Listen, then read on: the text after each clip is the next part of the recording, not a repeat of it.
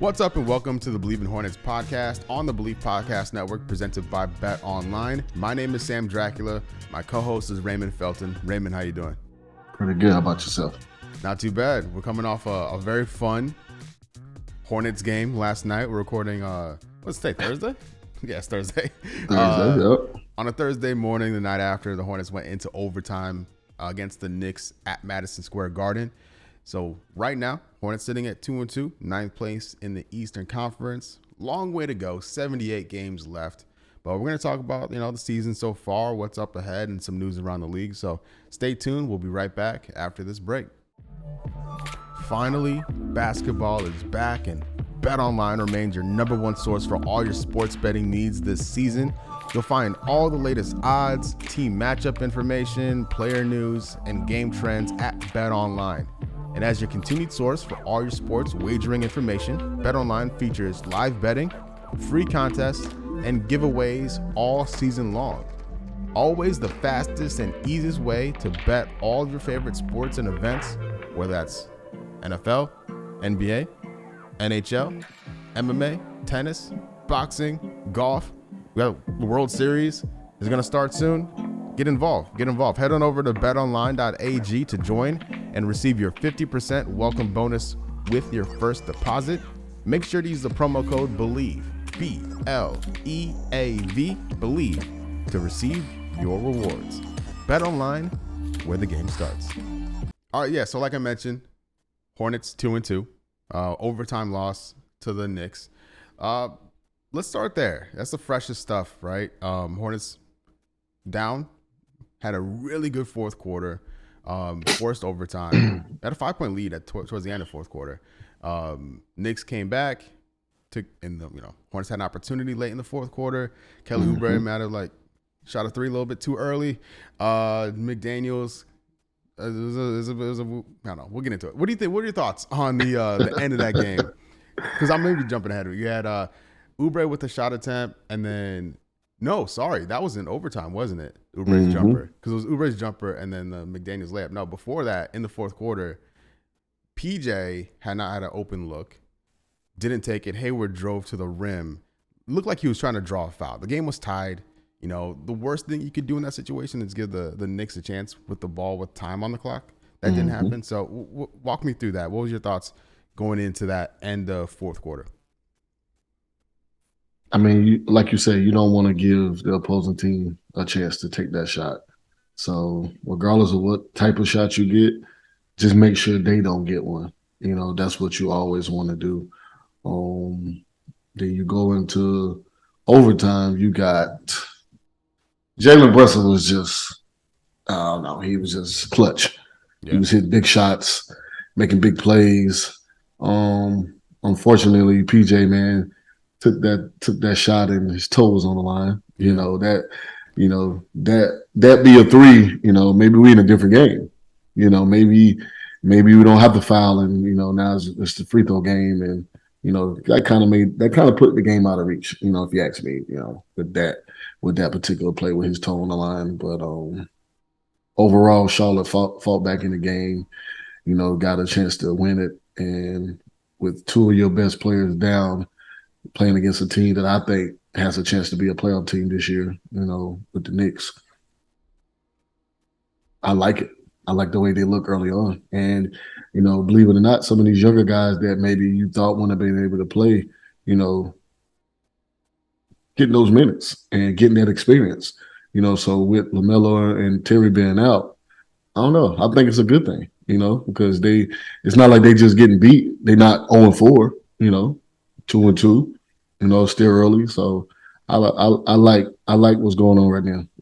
Give those guys some experience, give those guys some confidence that they can go in and they can do some things. So I like what I'm seeing about Charlotte right now. Yeah, never nice to lose, but there's a lot to take from it, right? Like you mentioned, Jalen Brunson is legit. He's a legit big time player, regular season, postseason. Like the Hornets, that's a game where not having Cody Martin really hurts. I think Cody's probably the best perimeter defender on the team. Not having Cody to throw at Brunson is an issue, but Brunson seemed like he can get whatever shot he wanted, like in the post, from the perimeter.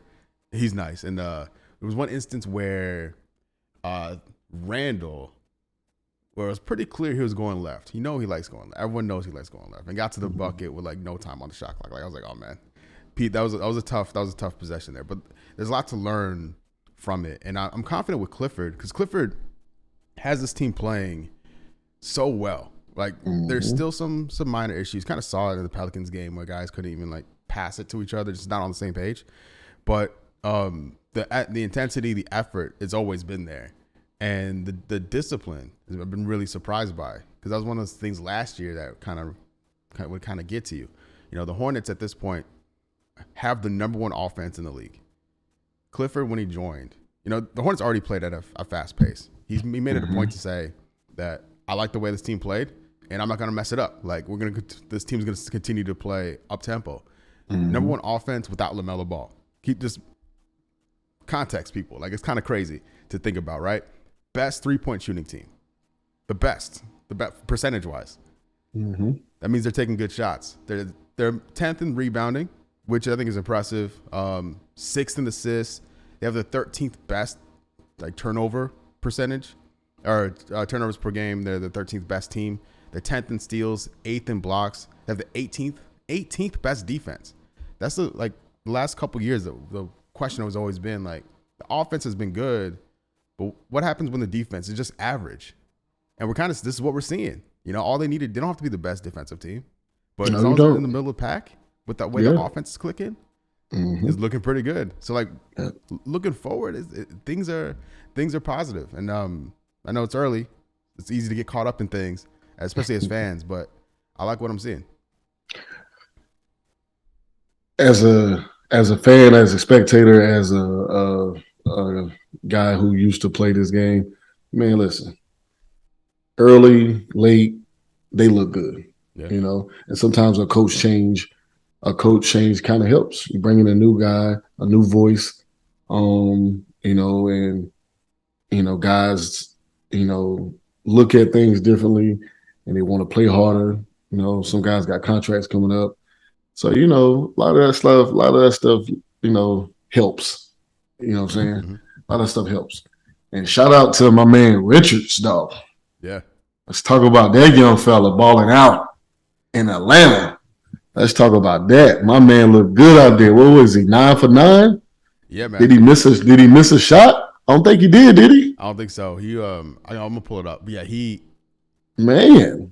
Yeah, he's on my list. I've been calling him Kareem Abdul-Richards after the start of the season. I'm liking what I'm seeing from Nick Richards. 2nd round pick. He was the 2nd center in his own draft class.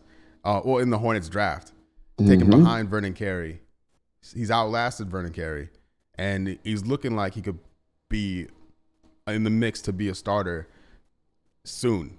Like if he had to start tomorrow, I'd be really okay with it. And I'm kind of hoping we see him in the starting 5 sooner than later. What are your thoughts on that? And do you think when you think like how do you manage that? You got Plumlee on a contract year. He's a veteran on the team. You got Nick Richards, who's had a good start. Is it too early to bring him into the mix? Do you want to continue to kind of nurture him? Like, what's the kind of best way to go about that?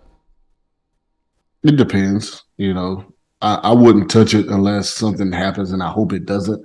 And you know what I mean? Something happens where, maybe Plumlee goes out for a while. Yeah. And, then you bring him in, and then once the team rolling, it'd be easier for him to come back and say, look, hey, we're going to bring you off the bench. Richards is playing well with the starting 5. We're going to leave him in there. It'd be kind of easy like that. But to do it right now, Plumlee already has his own relationship, his own chemistry with those guys. You can't kind of mix that right now. I don't think so. I wouldn't touch it unless something like that happens. Yeah, I think that's fair. Again, it's so early too. And you'd hate to make the switch and have to go back on it as well. Because like Nick Richards, he's 24 years old. Yeah, his time will come. But he's an asset that this team can really count on this season. So like you mentioned, against Atlanta, 9 for 9, 11 boards, which is a hell of a matchup against Capella and John Collins. Like he outplayed those guys, which is saying a lot. Again, the previous game against the Pelicans, Valanciunas is just too much on the boards. And there's a stat I want to talk about in a second when it comes to like second chance opportunities. But yeah, he's big. Yeah, nothing you can do about that big rascal there. And so the Hornets will get these stops, man, or these or force Pelicans miss, and Valanciunas is right there, right? Boom. the one so far, and this was an issue last year as well, but like, you know, the team works hard to get one stop, but getting two stops or sometimes three stops in the same half court possession is really difficult. And when you're not getting those boards, it can be difficult. So, where's it at? Yeah, so nearly. So the Hornets are the worst team, like 30th at when it comes to defending the paint, bottom of the league when it comes to points in the paint, and then second chance points, they're near the bottom as well as when it comes to points off turnovers. But when it comes to fast breaks, they're the third best defending team when it comes to fast breaks. So they hustle back, they get involved. Like it's like single digits points off fast breaks this year. So that tells me they're bought in, they're locked in, and the energy's there. But yeah, gotta protect the paint a little bit better. But I think that comes with the offensive rebounds they're giving up and the easy putbacks we're seeing on these possessions that lead to multiple attempts at the bucket. Well, when you play against a guy like Valanciunas, you know, a Jokic, Joel Embiid, just guys who are big and just, you know how to use their body, know how to rebound. Mm-hmm. You know, it can't take. Sometimes they don't take one guy to box them out. You know, sometimes you need help. Yep. You might have to send two guys at them. You know, hopefully everybody on their team ain't crashing. So whoever that guy that's left out there, not that don't have to box nobody out, need to go help. Put a body on their legs, man, so they can't jump. You know, it's hard for one person to box those guys out. That's why they are who they are. That's why That's why they've been in this league for so long and they do the things that they do. You know, outside of Valanciunas, obviously the Joker and Joel Embiid, they can score too. But Valanciunas, looking at the team he plays on, he get a lot of his buckets off just rebounding and just being an abuser. So, you see a guy like that coming in, you gotta send two people at him, because that's how he eat. Like Steven Adams, somebody that big and that strong, probably the strongest guy in the league. Yeah. I played with Steve-O, so I know how strong he is. So you can't send one guy to box him out. You can't. There's no way. I don't care who it is. You care who it is. I don't think none of those guys I just named can deal with Steve-O by themselves. You know what I'm saying? So it takes at least two people, man, to put a body on that guy, man, to try to box him out. So, that's what Charlotte has to do. You got to give Plumlee and those guys, Richards and those guys, a chance. Got to give them some help. Give them some help down there, man. Fighting against those big old abusers like that, man. I'm telling you this, it's not easy. So far, we've seen Richards and Plumlee basically spell each other. Like, just come in for each other. Very little of Mark Williams outside of, late game, garbage time minutes. Hornets fans want to see more of Mark. I want to see more of Mark.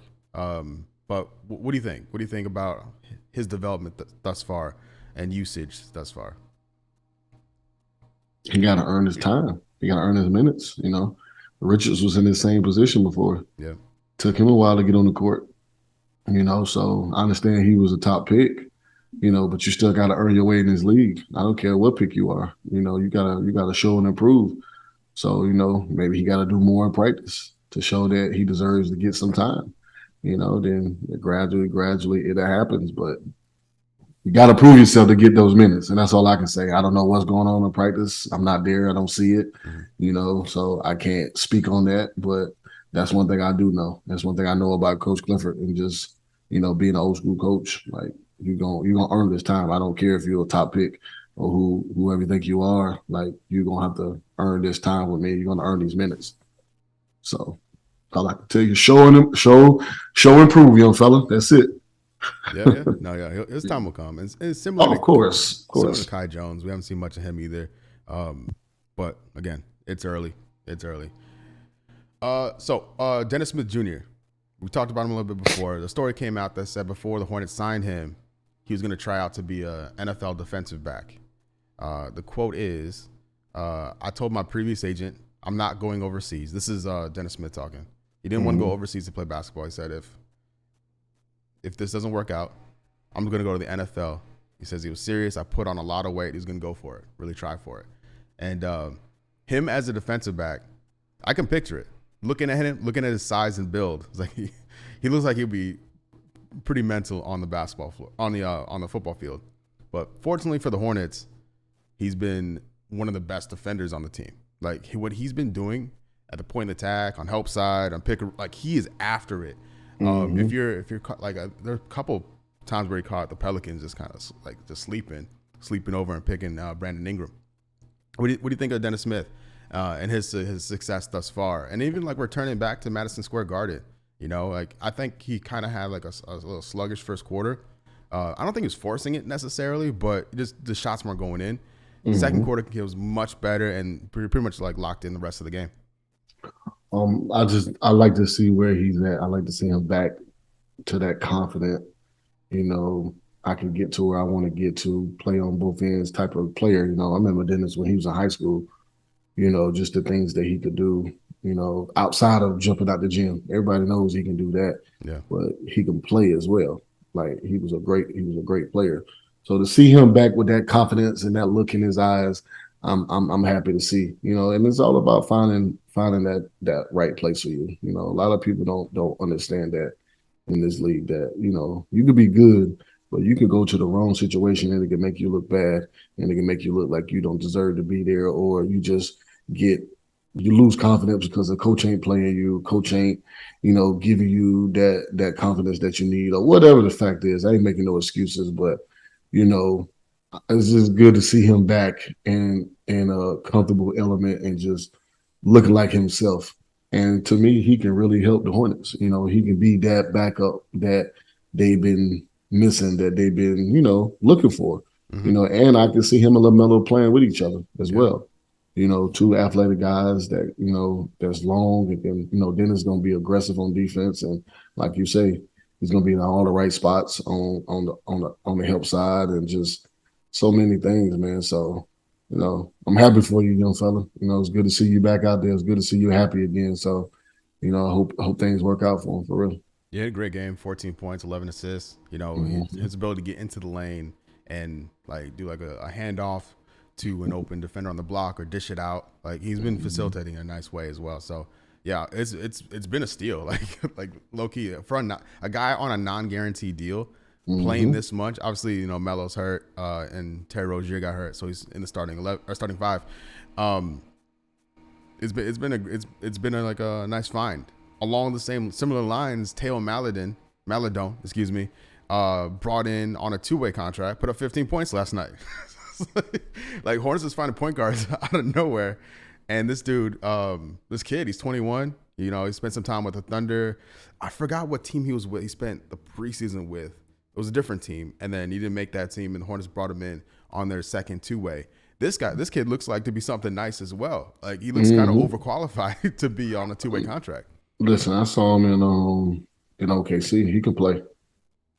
So when I heard he was on a two-way, I'm like, oh wow, two-way, okay, yeah. That's a steal. No, for real. I saw him play in OKC. He can play. He can go. You know, he got a little taste of that last night of what he can actually do. So, you know, Charlotte got some guards. They got some guards. Yeah. Some guards that can play right away too. So, you know, it's looking up for the Hornets, man. It's looking up. Yeah, I like what I'm seeing. So, no real timetable for the guys that are hurt to get back. Terry and Cody Martin were both questionable going into the Knicks game, and then downgraded to out. LaMelo was a firm out, so I imagine Terry and Cody would be closer to returning than LaMelo. LaMelo was there; like the whole team is traveling together still on the bench, locked in. I swear LaMelo had a ball in his hand the entire game. I don't know where he got that from. I don't know if he brought it from home or it was one of the game balls they didn't choose, but he was holding a ball the entire time. I know there's plenty of video of them, LaMelo putting up shots before games, you know, staying loose or whatever. So hopefully we get these guys back and see what this team looks like when everyone's available, because Kelly Oubre has stepped up in a big way as a starter. I'm very impressed by him because last year it was frustrating, Kelly Oubre, man, because he would have these incredible shooting games, and then the next game would be awful. Next game would be incredible, and next one it was just like that up and down, yeah. So this year he's been way more selective with the shots, getting to the rim a lot more, taking fewer threes, which has been like an incredible change. And I don't know if that's him. I don't know if that's Clifford, like you mentioned, contract year. It's all working. So I like what I'm seeing from Oubre. He's been one of the key contributors to this team with all these injuries, and I hope it continues. I'm really digging Kelly Oubre this year. Same with Gordon Hayward. You know, he's the grown up in the room right now. You know, so he's holding it down. Well, it's time for him to step up and be that grown up. It's time for him to step up and be that leader.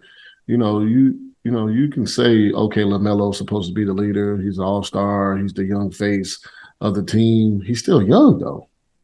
He still got a lot of learning to do. He got a lot of basketball to play to pick up on a lot of stuff. So you can't put that pressure on him already. You know, so Gordon Hayward, that's what you're there for. That's what they paid you that money for. Like, you need to be that guy to step up, be that leader, you know, go get a bucket when they need to, you know, be the person to be poised on offense, on defense. Like, you know, I like the way he's playing. Even Kelly Oubre, you've been in the league long enough as well, too, you know what I'm saying, to be poised and show these guys how to really play. And I think, to be honest with you, Terry Rozier do a good job. I don't see him as a big vocal guy. I don't know. Just from looking, I don't see him as a big vocal person, but the way he plays, it shows. He plays hard on both ends, offensively, defensively. You know, he tries to play the right way. He's just a dog, and I'm a fan of Terry Rozier. Love the way he play.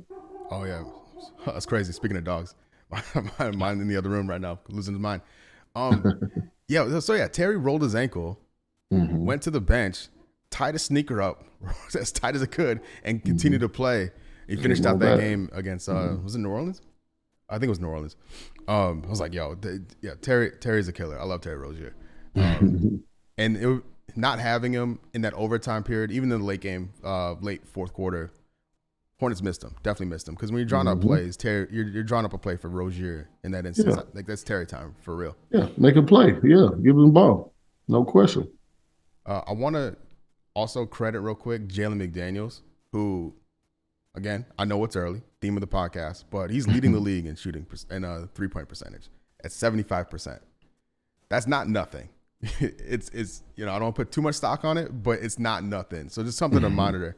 He's been really nice off the bench and had a really good game against the Knicks as well. 17 points off the bench in 23 minutes, 6 boards. Ooh. You know, they brought him in late in overtime when the Hornets were trying to get some points off to take Plumlee out to switch things up. But Jalen McDaniels is one of those dudes. He's kind of one of the gems of the developmental system. Second round pick, spent his time in the G League, brought up slowly through the ranks. And I think when everyone's back, Kelly Oubre becomes that sixth man.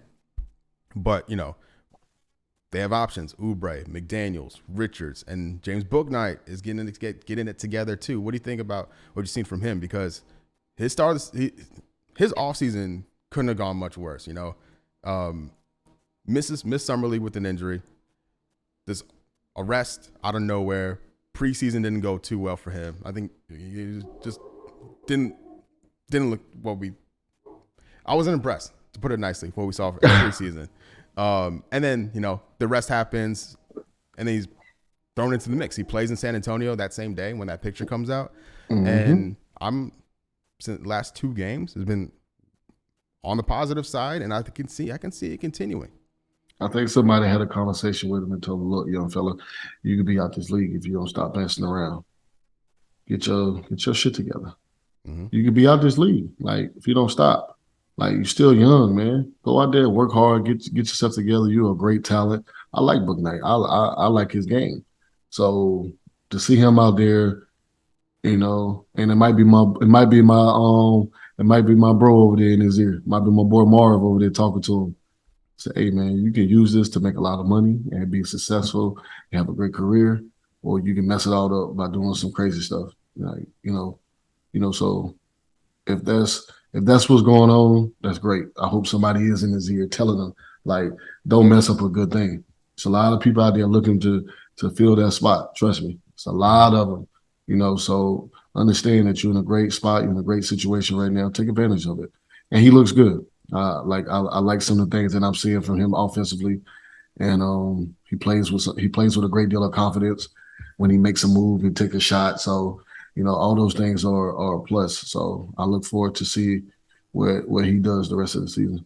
I'm looking forward to it. Yeah, Sam, he's gonna be huge for this team as that backup shooting guard. And we've already mentioned two guards, Maladone and Dennis Smith. So that group, plus with Terry and LaMelo, Cody Martin in the mix, playing some guard, like that area of the floor is looking pretty good for the Hornets once everyone gets back healthy. So looking ahead, the Hornets resume play tomorrow. Home. No, sorry, it's at Orlando. Orlando's winless, aren't they? Are they 0-5? Yeah, I think so. So that's something to watch out for. Banchero looks good. He's looking really good so far. Then they got back home, Golden State Warriors in town. That's gonna be interesting. So we got the Magic, Warriors, Kings on Monday, and then the Bulls. That's the game that was on ESPN, and now it's gonna be back on Bally. So, what do you think about these next few games? As we kind of look at how this team kind of fleshes out, because I think at some point, one of these games we could see everyone back healthy again. Just looking at like timing of the LaMelo injury and how long that typically takes, sometime around here we should see Terry, Cody, and or LaMelo back in the mix. That'd be good, especially playing some of these teams that they about to play. Yeah. But I think each team they about to play these next 4 games is going to be dogfights. Even going down to Orlando the first game. Orlando's tough. They tough. I mean, you look at every game they play, they in it. They might be 0-4, but they in every game. And they're going to be hungry to win, and they back home. That might be one of the toughest games that they're going to have to play. And I understand they got Golden State the next game and all this and that, but that Orlando game might be the toughest one. I'm telling you. Yeah, it looks like a trap game, honestly. Like it's on the road, and then you're back in Charlotte the next night to host the Warriors. Like that's a lot. There's a lot going on there. So I'll be hoping for the best. I'll be doing my live streams like normal. Losing my mind with the chat. Shout out to the chat. But yeah, man, I think that'll do it this week's episode, man. Is there anything else you want to get into before we say goodbye? Nah, man, that's it, man. All right. I ain't gonna speak on what's going on in LA, so I'm gonna leave that alone. Yeah, we'll see how that plays out. Yeah. I think that's gonna be an ongoing theme for a while, unfortunately. Yeah, I don't know. Okay. But all right, thank you, Raymond. Thank you to everyone out there for listening to the Believe in Hornets podcast on the Believe Podcast Network, presented by Bet Online. We'll see you soon. Peace.